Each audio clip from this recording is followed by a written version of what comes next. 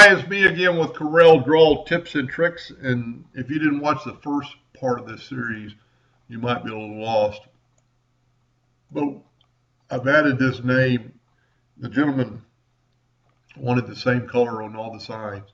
So now we need to add this name because it's just terrible.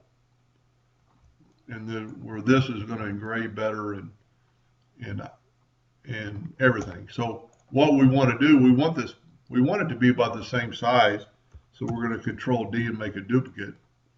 And whoever got this, your duplicate distance is, I like it at 0, 0 for just that reason. It didn't jump out of the way. Now we need to retype this to this word. So we're going to grab our word and go up to the edit text window and delete this and go INGLEBOROUGH. I got too many O's in there. And hit OK. And now so you got the exact same size.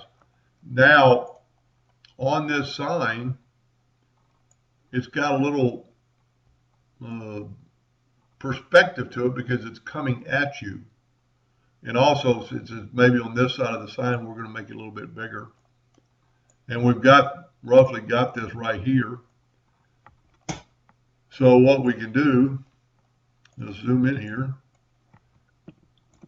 and let's rotate it to about, and then I would maybe use a different text. And that really would be good enough if you do not have, well, let's just delete this other wording. So we need to take this one and move it out of the way and delete these parts of the letter. That probably doesn't need to be there. A lot of times when you trace something that's gray and black, you'll get different layers of grays, and that Corel just does not trace text good, and it's nothing wrong with the program. It's just it's a lot going on with the text or a font. But we're almost done here.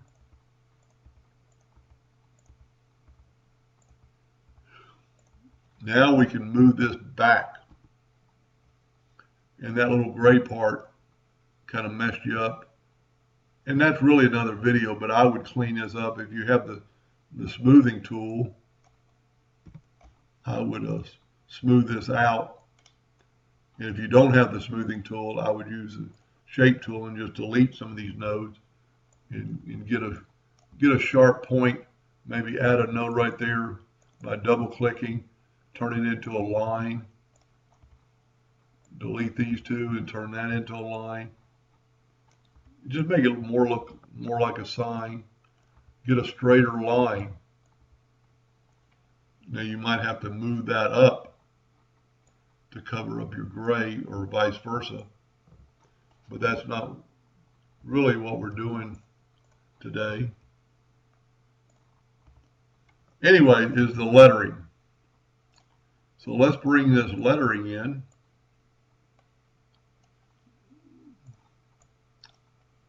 And that really kind of looks good enough. I'll rotate a little bit more. And really, that's good enough unless you have add perspective. Then you could make it look like the sign's coming at you.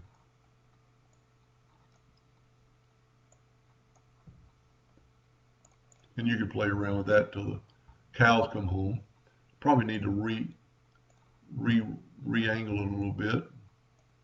But if you don't have it, it'll look good enough. And then just do the same for the other side. Now, this drawing is pretty good in all vector except for some of these parts. Let me get rid of those indexing lines.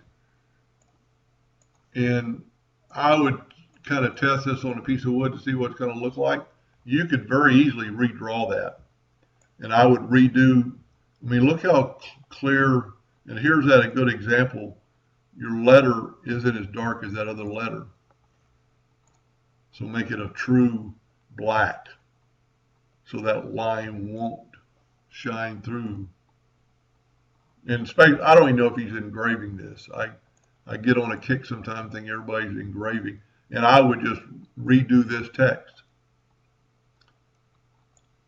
That looks pretty good. Anyway, I hope that helped a little bit. Thank you for watching.